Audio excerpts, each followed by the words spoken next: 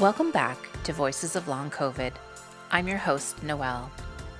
This season, I'll be bringing you strategies and support for living with our condition and discussing current themes around the topic of long COVID. I hope you'll find the information useful.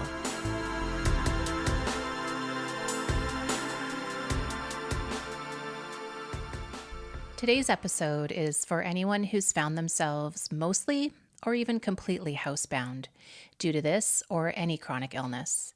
Whether being housebound is new for you or something you've been managing for a while, we're discussing how to manage life at home and how you can build a life that still feels meaningful, even when you rarely leave your house. We'll share personal experiences, practical tips, and some ideas to help you cope and connect.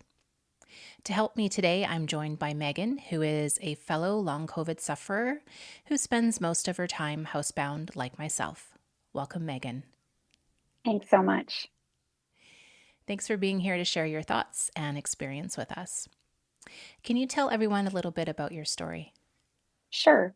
I have had long COVID for over 4 years now.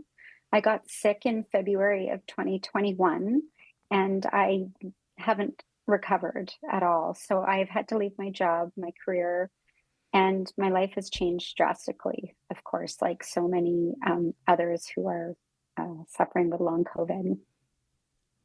Yeah, and so it's great that we can both share a bit of our experience with suddenly being housebound. Yeah, it definitely has been a journey full of challenges.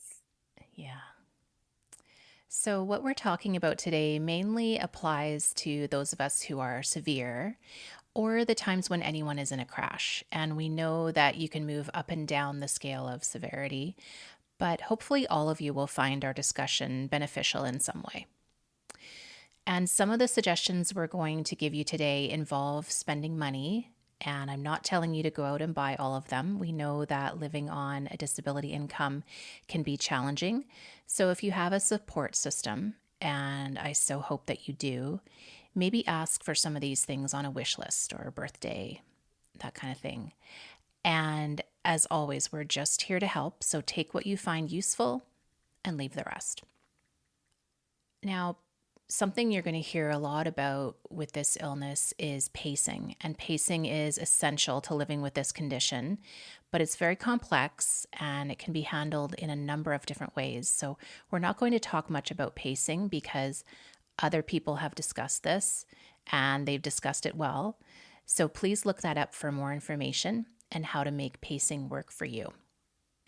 Megan, I want to start with something so important with this condition, but it's often misunderstood, and that's rest. It sounds so straightforward, but it's not.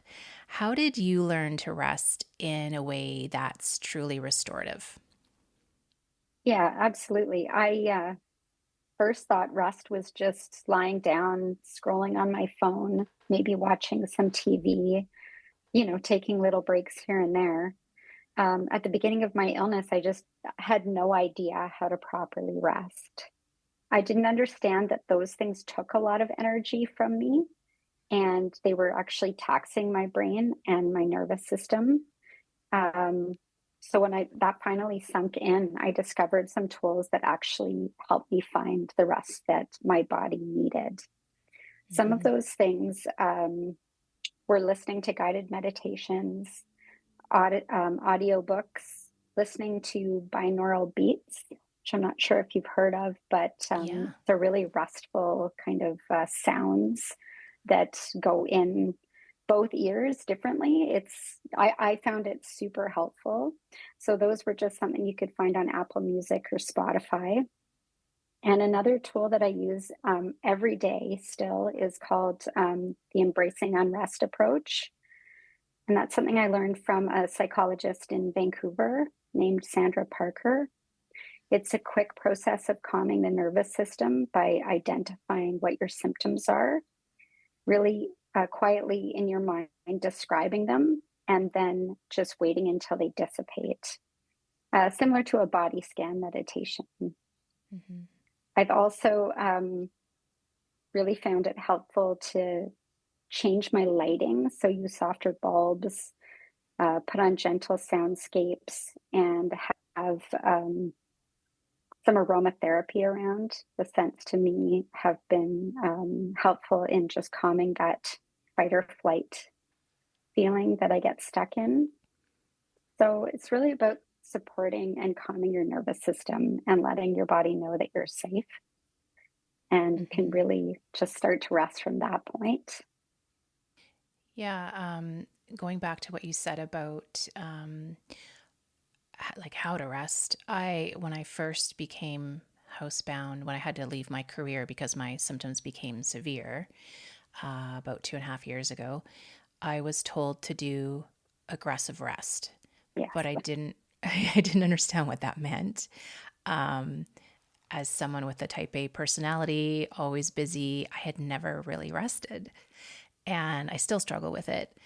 But I thought, okay, I'll lie down, I'll read or watch TV, I'll do something on the computer or scroll on my phone. And I thought that was good enough because I was horizontal. right. And it wasn't until I got myself a smartwatch that I realized that I wasn't really resting. So the watch that I have measures your HRV levels, and you can look at the app on your phone and you can clearly see when you're in the orange. And the orange means that you're exerting yourself or you're in the sympathetic nervous system. And when you're in the blue, you're resting, and that's parasympathetic. And then it calculates your energy or body battery levels for the day. And I couldn't understand why my levels kept tanking. So when I was reading, I noticed that I was using up cognitive energy and I was still in the orange. I was still exerting myself. And it wasn't until I started closing my eyes, getting rid of all stimulation, that I would go into the blue. And so the watch was an amazing tool for that. It really made it visual for me. I started to get it. So you really need to become an expert on resting and doing actual rest. I found I had to really become an expert on watching symptoms as they crept on, and know that immediately that meant that I needed to stop. Absolutely. Mhm. Yeah. I'll hear from people, they say, my neuropathy has ramped up. I have headaches. I'm nauseous. I have a chronic sore throat. And that is your body telling you you're doing too much and you need to rest. And believe me, we both understand how hard it is to rest, It really is, but it's but it's really so like important. so crucial. So Yeah. yeah, Yeah. So I've been trying different things over the last couple years, but I find if I set a timer, this works for me. I'm not saying it's going to work for everyone, but if I set a timer, set an alarm, and I'm just like, okay, I'm prioritizing rest for the next 45 minutes, and I just shut everything off for 45 minutes. You know, I have to schedule rest periods throughout my day. Otherwise, the day gets away from you and you just forget, right? So find what works for you. absolutely. And part of this is really learning to prioritize self care and saying no to people and things that aren't essential or aren't helping you to meet your goals of rest. For me, bedtime is non negotiable. I have to go to bed at the same time every night. I've noticed if I go to bed even half an hour later than usual, then my energy tanks more than normal the next day. And then I'm dealing with sleepiness on top of the fatigue. So, sleep, bedtime is non negotiable. I have earplugs at night that block out noise. I have a really super thick eye mask to block out light. And then I can wake up on my own schedule. And that's been essential. I'm really lucky that I can do that. I think for the first year and a half after I left my career, I was sleeping for 10 hours a night. I think I'm still sleeping for 10 hours a night, actually. Yeah. Thankfully, that's not one of the things that I struggle with. And I know a lot of people do, but I've Yes. found that my body is very okay with falling asleep. But I do use the earplugs, I do use the face mask as well. And, just blocking out all that extra noise, light. has made a huge impact on actually getting some deep sleep. Yeah, because I find I'm a very light sleeper now, so any kind of noise wakes me up. And if I'm awake, I have a hard time getting back to sleep once I'm awake. But yeah, those things have really helped. My body really needed that 10 hours. Now I think I'm down to about 7 to 8. But like you said, we're so fortunate that we can. I know a lot of people in this illness community struggle with sleep. And yeah, we're lucky in that way. Um, Hydration is key for me. I bought a huge water bottle with line markers on it so I can keep track of how much I'm drinking in terms of electrolytes. And I got myself a set of those noise canceling headphones for when my family is home and I'm having one of those sound sensitive days. That that has saved me a lot. I also want to say it's important to prioritize your tasks, let go of the unnecessary stuff. We also need to let go of our ego and learn to ask for help. We are the types of people who have a hard time asking for help, and it's essential for our own health. And communicating your needs is so necessary. That's been a really big learning curve for me. I'm a little bit, I guess I like to control the situation or provide for people. It's a way that I show love and care for people. But I've had to learn to delegate a lot of tasks and let go of the need for all those tiny little particulars, like picking out my own fruit or vegetables or making a dish exactly a certain way. That's it's still a journey, right? It's still something that I struggle with, but it's been essential in realizing what's most important is, you know, having visits with friends or time with family. And if I was prioritizing all those tiny little tasks, I just wouldn't have the energy to do anything else. Yeah, absolutely. Don't sweat the small stuff, as they say, and Yeah, don't exert your energy on things that just don't matter. So, letting a lot of that go, really streamlining your life in order to conserve energy. For example, I leave things on the stairs for my family to bring up for me. And if I have to go to a different floor of the house, I try and group the things that I need to do on that floor so that I'm not going up and down the stairs all day long. yes. So, limiting that movement. Try and get a support team together for yourself. Hopefully, you have an understanding primary physician. If not, try to find one, a specialist if you're lucky to find one. And if you have benefits, RMT, chiropractor, naturopath, physio, make use of those benefits. I have a physio therapist that comes to my house once a month and she does passive stretching with me. So she's stretching my muscles, but I don't have to exert myself. So that's been really helpful. That's something I should look into. I haven't heard that you can get a physio to come to your house. So Yeah, absolutely. that's Yeah. great. Yeah. Get your team together, get your support team, get your kids to help around the house as much as possible. And yeah, conserve that energy. Our specialist likes to say if you can do it sitting, do it sitting. If you can do it lying down, even better. It does save spoons or energy to do things lying down. And so, yeah, do that whenever possible. We understand how tough it is. Feel free to reach out to me if you're struggling with this and need support. I had the benefit of having an occupational therapist come over to my house and really take a look at, how I was moving about, what were some of the ways that I could conserve energy in my day and just in the functionality of my house. That was super beneficial.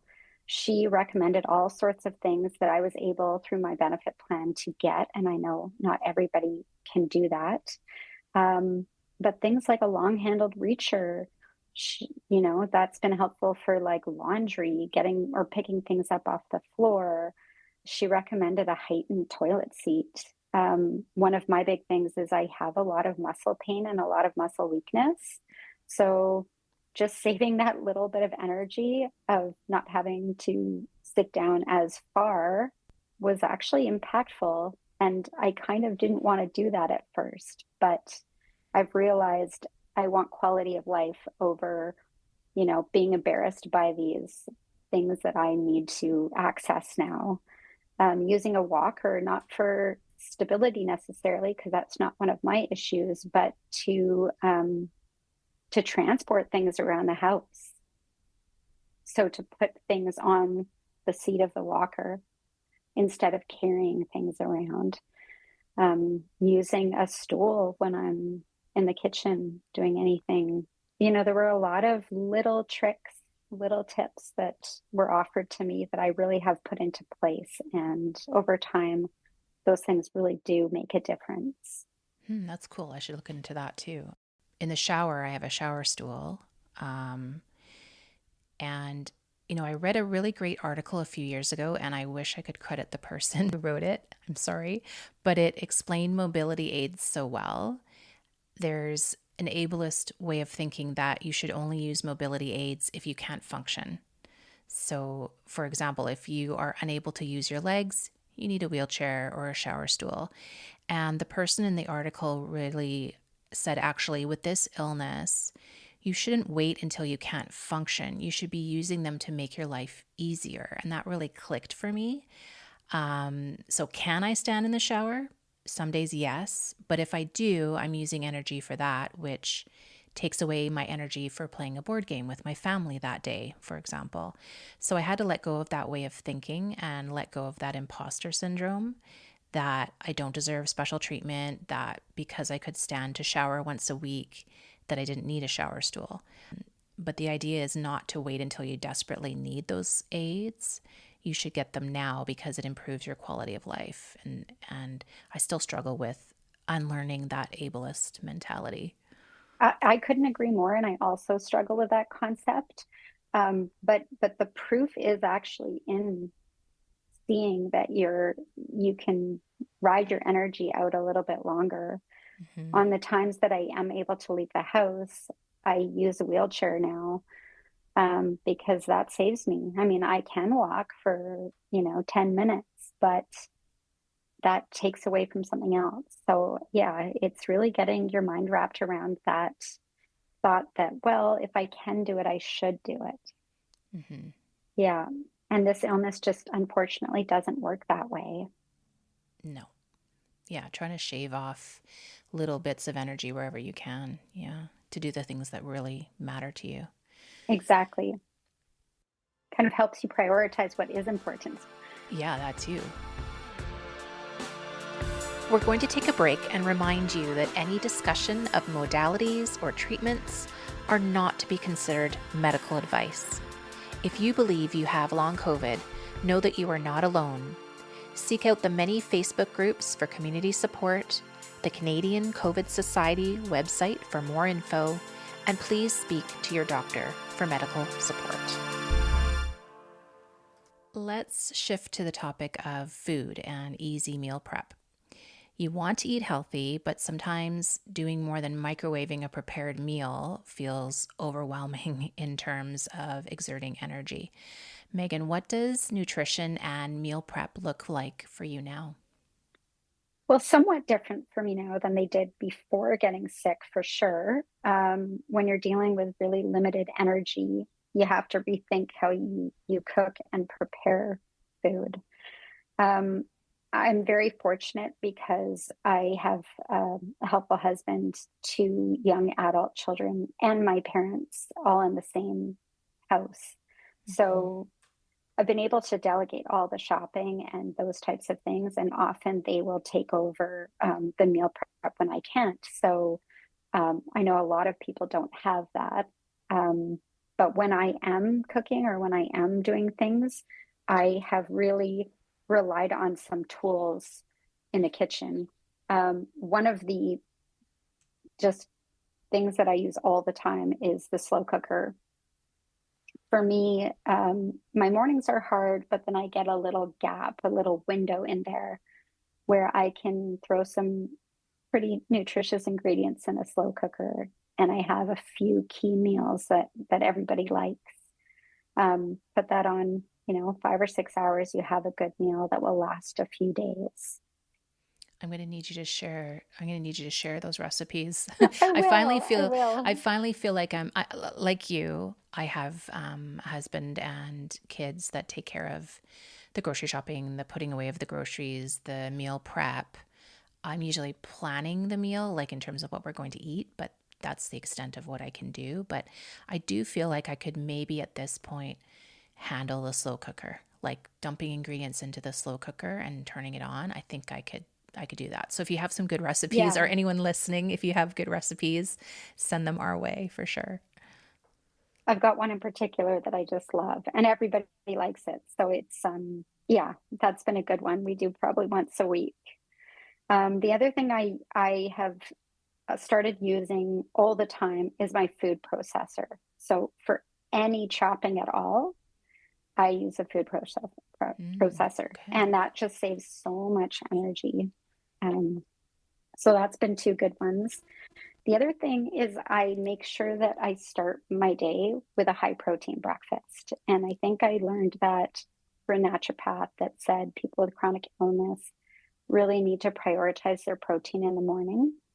I've heard that as well. And I, yeah, I've found that to be true. If I have a protein shake, I'm feeling pretty good. If I have something that is low in protein, my energy tanks even more than usual. I don't know why that is, but yeah.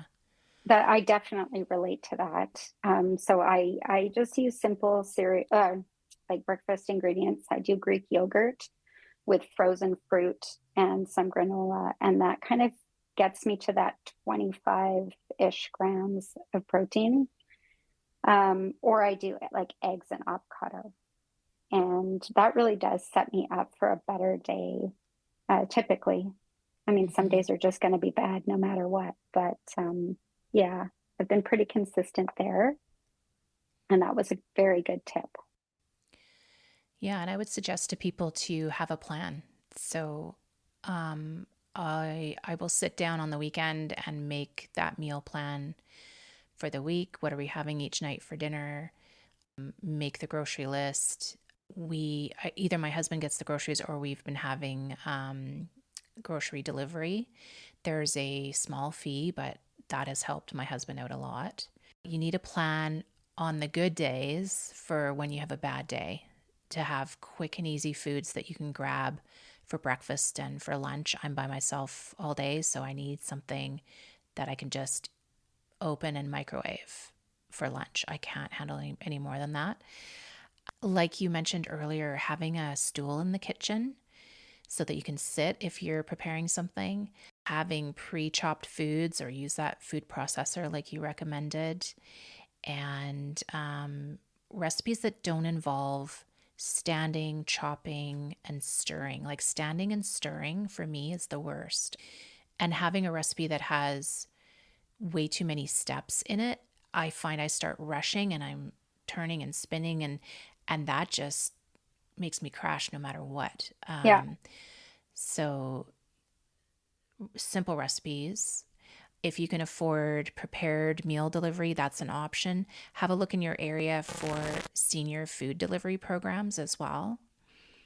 And find simple ways to add nutrient dense foods to what you're already eating. So, chia, hemp seeds, greens powder are really easy ways to get that nutritious content into what you're eating. that's a good point. I actually mix up a batch of chia, flaxseed, and hemp hearts, and that goes onto my yogurt in the morning, Mm. along with some like muesli or something like that. And that just adds a little bit of extra nutrients without a big deal, like without spending a lot of energy. Hmm. I try to batch cook as well with other people. So I'll do like something small and they will help do the rest. And my kids are so good at that. So I'm really lucky that way. They'll have pre portioned meals with the labels and the dates. We can pop them in the freezer and then we know that they're there. for when, That's awesome. yeah, they're out or I'm having a really bad day or my husband's busy with work. I actually jumped on the sourdough bread bandwagon when the pandemic first started. And I just found like real joy in making that bread. And I used to do it every week before I got sick, but I didn't want to entirely let it go. So even though my energy is very limited, I have learned how to break up how I make the sourdough bread over 3 days. Oh, wow. And I can still manage to get 2 loaves of bread like once every 2 weeks if I do it that way. And I don't know, that really like fills me up in a way, like not food wise, but just in joy that I can still provide something that everybody is like, oh, wow, homemade bread, you know? So sometimes it's chunking things into manageable tasks and breaking them apart a bit. I really leaned into like slow cooking. So a whole recipe might take me days, but I just do it a little bit at a time, and eventually I'm going to get something great that will feed people for a while. That's cool. Yeah. Hmm. So, so maybe um, do the first step and then take a break and then do the Yeah, second step. Yeah. like with muffins, for example, I'll do the dry ingredients and then I'll just like leave them, wrapped somewhere, and then I'll do the wet ingredients the next day. And in that way you can still make a nice batch of healthy muffins without doing it all at once. Hmm. And then if I'm not rushing, my nervous system doesn't kick into high gear. I feel like I can remain calm and my symptoms kind of stay low. Hmm. Yeah, new way of thinking for sure. you Yeah. know Prior to this, it was like, how many batches of muffins can you get done in an hour? And Yeah. all that stuff. But yeah, it's slow, appreciative movements and methods. Hmm. Absolutely. All right, time to talk about something everyone with this illness understands. Hygiene is hard. Showers can be one of the most physically draining activities, and yet we carry so much shame about skipping them. How have you adapted your hygiene routines? Well, prior to getting ill, I was a everyday, shower.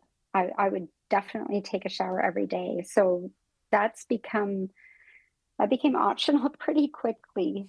Now, maybe 2 showers a week is what I get. I have a bench in my shower.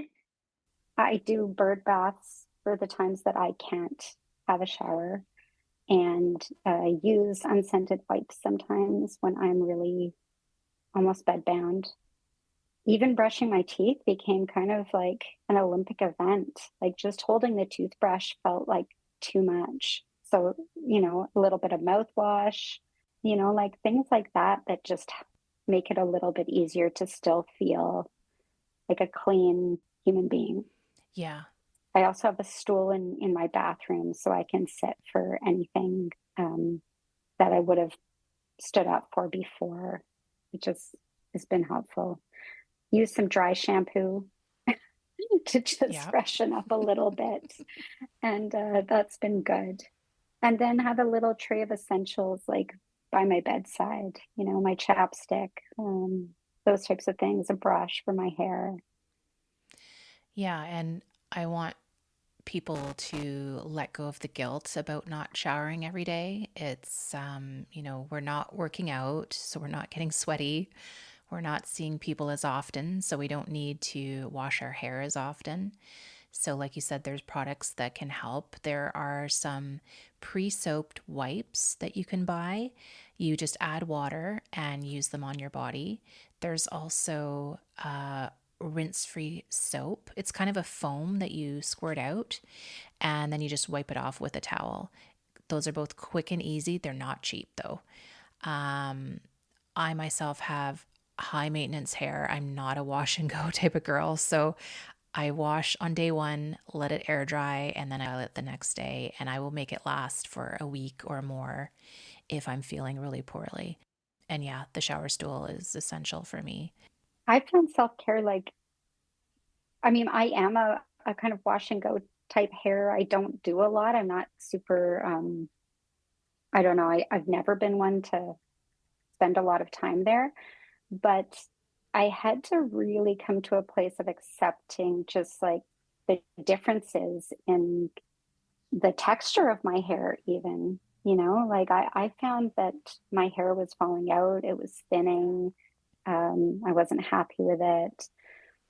And that just took a lot of emotional letting go of being like, okay, this is what I've got now. How can I make it look as well as I can?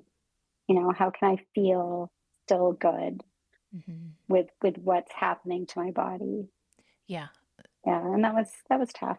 Yeah. There's a lot of things that we have had to learn to let go of and just do the best we can. That's all we can do. Exactly. I've also noticed that the longer you go without washing your hair, if you repeat that, your scalp gets used to it.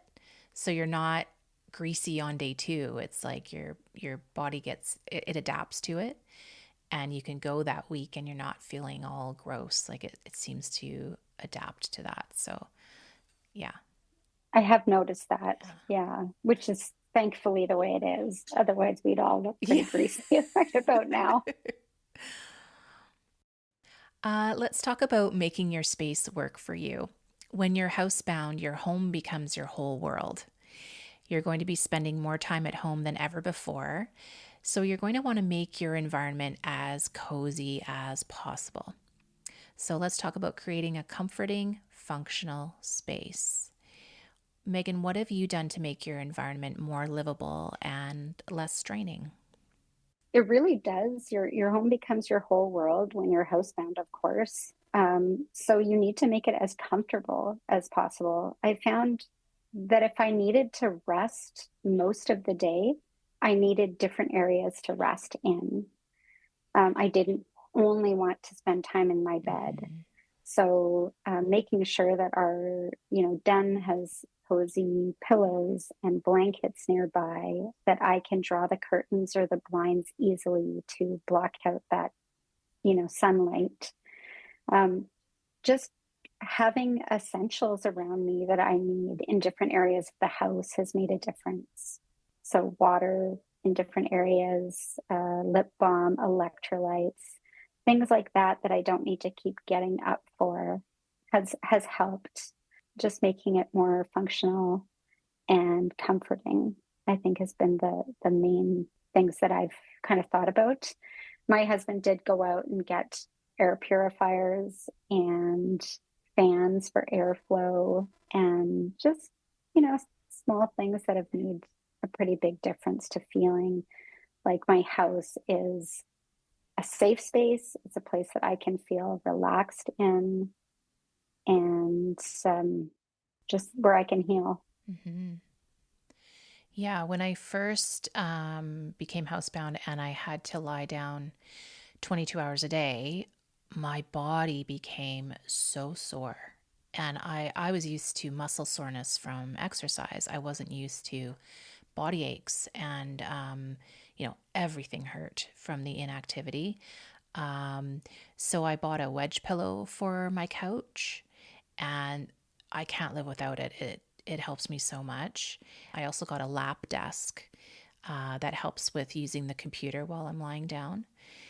And one of the first things I did was find myself a nice pair of loungewear pajamas that I don't mind answering the door in. And, like you say, making your space cozy and, just really sinking into it and making your space as inviting as possible for yourself. I also do what I can to change the scenery. So I'll get people to move furniture around, or I'll, you know, spend one day in a different room kind of thing, go on an adventure in my own house. And I definitely have a daytime space and a sleeping space. So, like you say, I don't spend the day in bed. I have the luxury of being in the living room on a couch for daytime. And then when it's bedtime, sleep time, I go upstairs to my bedroom. So that my brain knows it's time to go to sleep. So that's That's a good point. differentiates it for the brain. Um, and I know that now that I'm lying down all the time, I get really cold because I'm not generating heat through movement. So I can't live without my heated blanket. I mean, where we live, I'm under that thing between October and May pretty much. Um, so yeah, do what you can to make your space cozy. One thing that I really have enjoyed and it's helped me is actually getting one of the zero gravity chairs. You can buy them at Costco or Canadian Tire or something like that. And we have two. So one is up on our deck. So in the morning time, I go out there half asleep and I try to catch the morning light. Mm-hmm. And that just kind of tells my body it's time to wake up. I'm getting the energy of the sun. I'm not exerting any energy because I'm lying in this really, really nice chair. That takes almost takes your pain away, that chair. Oh, wow. And then I'll have one down here and you can adjust kind of how you're sitting in it. So whether you want to be a little bit more upright or lying down. Yeah, I found it really nice. And I've got a heating pad, so I use that with it. And that's helped a lot. One of the things that I did last year as well is it's really hard for my family to tell how I'm feeling because I'm always lying down. So, they don't know, am I lying down proactively or am I reacting to a crash? So I actually made a rating chart from 1 to 10 so that I could just point at a number so my family knows how I'm feeling that day. So they know what level of functioning I'm at. And that helps me to communicate even from lying down and saves me energy in that regard. Just wanted to squeeze that in. That's a smart tip, actually. I think they can probably tell from my facial expressions, but I think I might have to adopt that one. Switching now to emotional survival and mental health.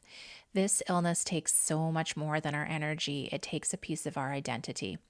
The loss of independence, friendships, careers, it adds up. Megan, how do you process the emotional toll of being housebound? I think that's been the hardest part for me. You know, losing your identity in what you did was really difficult and kind of having to go through a de identification process to realize what you did is not who you are. And that's helped a bit. But honestly, like at first I thought it was the physical stuff that was the hardest, like losing out on the physical, but going through the emotional hardship of your life changing and really needing to grieve has been important. Mm-hmm. You know, you get stuck in a mental loop of what if I never get better? So I've had to adopt, you know, instead of getting locked in what if, I try to focus on Mm-hmm. what is happening right now, and what can I do about that. And it didn't mean giving up hope. It meant learning to live inside what my reality was, but with more compassion, kind of losing the guilt of like, what should I be doing right now? What was I doing before? This is so awful. And just letting things unfold as they are and knowing that things do change. So trying really hard not to get locked in that loop of this might be forever. Mm-hmm. Yeah, and I can't overemphasize how important it was for me to get a good therapist, someone who Yes. is knowledgeable or understanding about chronic illness was so helpful. The first thing I asked was, how do I cope with these strong emotions? And my therapist taught me how to sit with those emotions, and that you really only feel a pure emotion for 90 seconds. And I was like, that that doesn't sound right. But when I started practicing, naming the emotion and really feeling it, it moves on after 90 seconds. It's not that scary. And that's been so helpful. I also find journaling helpful. Meditation is essential for me, gratitude journaling. And, if I'm proactive and I'm journaling and I'm meditating, I find that they help me to manage emotions so well. When I start to, I feel that sense of calm. If I don't keep up with that and I start to feel overwhelmed, I use tapping, which has been so helpful for me. There are YouTube videos for this, and I use an app. You rate your anxiety level before you do the tapping. So I might be an 8 out of 10. And then I do the tapping and I go down to about a 2 or 3 in a matter of minutes. So I highly recommend that technique. That's amazing. Yeah, I use meditation a lot as well. And I use the Insight Timer, which you can use for free. It's a downloadable app. They have so many great meditations on there. I have gotten kind of hooked up with the group therapy, which I have found so helpful because everyone in that group is suffering with the same thing. And so there's a lot of commonality there. And the therapist who runs it is, understands post-viral illnesses and the energy limiting, fluctuating energy levels that we have, which means, we don't have to be on all the time, talking all the time. We can have our camera off. We can be resting and still trying to listen a little bit. I've used some breath work as well. Like, I don't know if you've heard of it, but there's something called the physiological sigh or cyclic Yes. sighing, which is Yes. super quick, but it's been super helpful. My nervous system goes haywire often.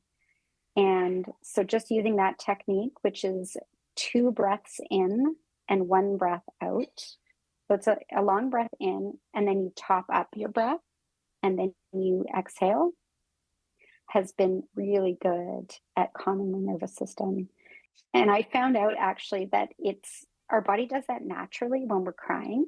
Mm. So it's that kind of gasping for air, but we can make it so, and it can work in that same way. So that's been a good tip for that. Yeah, lots of strategies for everybody. And some days it's just survive and try again tomorrow.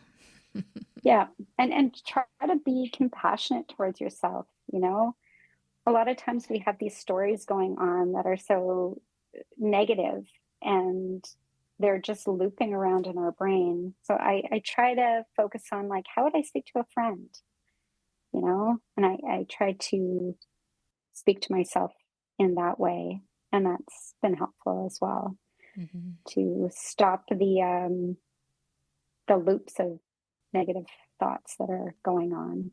Yeah. We've got more to talk about, but I think I need a break. What about you? I can feel it too. Yeah. I definitely feel like my energy is really low. Yeah. That's a good That's idea. that's all I have in the tank for today. So we're going to practice what we preach and take some time off to rest before we record part 2 for you. So join us next week for that. Thank you so much, Megan. Thank you. Thank you for joining us for another episode of Voices of Long COVID. I hope you found it informative. Please make sure to leave us a review. You can follow Voices of Long COVID on Instagram, TikTok, X, Blue Sky, and YouTube. You will find new episodes as my energy allows, wherever you listen to podcasts. Until then, stay safe and stay informed.